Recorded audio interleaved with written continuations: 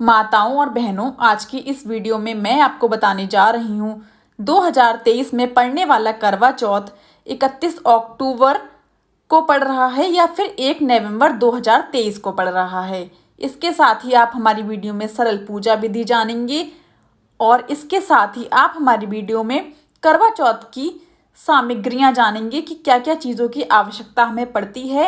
इसके साथ ही आप करवा चौथ की पौराणिक कथा भी जानेंगे और चंद्रोदय दर्शन का शुभ मुहूर्त क्या है आप वो भी जानेंगे। आइए एक एक करके मैं आपको सारी चीज़ें बताती हूँ। दोस्तों, सबसे पहले मैं आपको बताना चाहूँगी करवा चौथ की सही तिथि क्या है। तो 1 नवंबर यानी 1 नवंबर 2023 को करवा चौथ पड़ रहा है। आइए अब जानते हैं व्रत की सरल पूजा विधि। करवा चौथ के दिन महिलाएं सुबह जल्दी उठती हैं और स्नान आदि के बाद अपनी सास द्वारा बनाई गई सरगी खाती हैं। इसके बाद संकल्प लेती हैं कि वह पूरे दिन निर्जला व्रत करेंगी। फिर दीवार पर गेरू से फलक बनाकर पिसे चावल के घोल से करवा का चित्र बनाती हैं। शाम के समय फलक वाली जगह पर चौकी रखकर उसके ऊपर लाल कपड़ा बिछाती हैं। फिर शिव पार्वती की तस्वीर रखती हैं। करवा में 21 सीके लगती हैं दोस्तों, और करवा के भीतर खील बतासे चूरा भर सकते हो आप। अगर आपके पास ये सब चीज़ें नहीं हैं तो आप जल भी भर सकते हैं। करवा के ऊपर दीपक जलाकर रखती हैं और उसके आसपास पूड़ियाँ, मीठा हलवा, पकवान रखती हैं दोस्तों। करवा चौथ की पूजा में खास महत्व चाल के आटे का होता है, जिसका प्रसाद बनाया जाता है और बाद में इसे ग्रहण किया जाता है।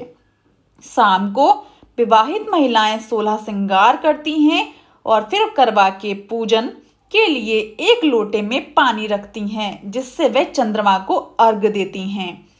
फिर घर की उत्तर पूर्व दिशा में करवा माता की तस्वीर लगाती हैं और माता पार्वती को लाल चुनरी और सुहाग का सामान चढ़ाती हैं दोस्तों।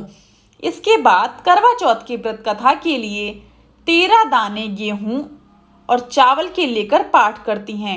आप 13 दाने चावल के भी ले सकते हैं। अगर आपके पास वो नहीं है तो आप गेहूं के 13 दाने अपने हाथ में लेकर आप करवा चौथ की कथा पढ़ सकती हैं। कथा समाप्त होने के बाद करवा पर पानी घुमाकर और दोनों को शिव पार्वती पर चढ़ाकर उनकी पूजा करती हैं। दोस्तों, मैं आपको एक बात और बताना चाहूँगी।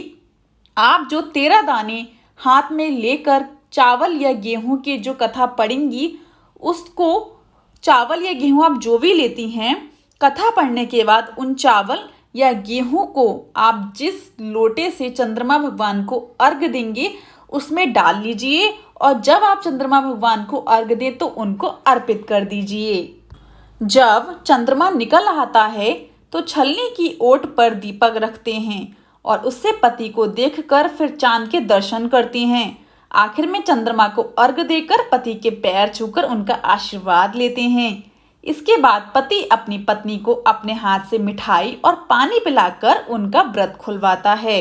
व्रत तोड़ने के बाद सभी सुहागिन महिलाएं अपने परिवार से सभी बड़े सदस्यों के पैर छूकर उनका आशीर्वाद लेती हैं। दोस्तों, ये थी हमारी करवा चौथ व्रत की सरल पूजा विधि।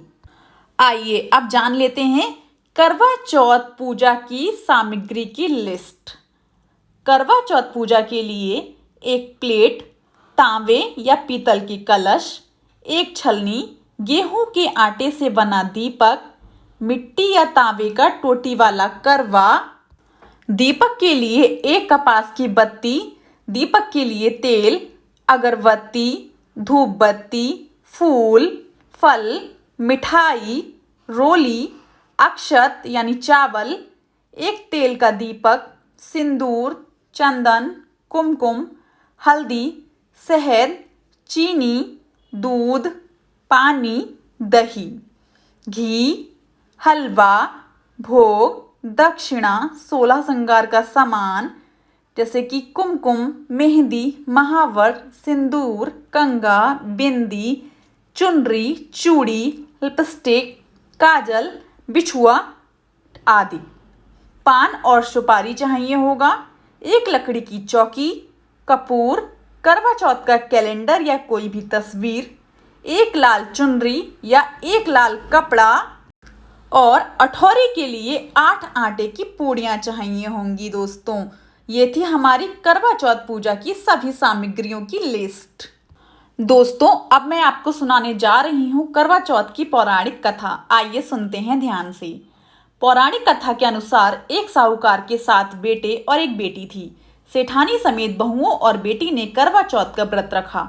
रात को साहूकार के बेटे जब भोजन करने लगे तो उन्होंने अपनी बहन को भोजन के लिए कहा, मगर बहन ने बताया कि आज उसने व्रत रखा है करवा चौथ का और चंद्रमा देखने के बाद ही वह कुछ खा सकती है।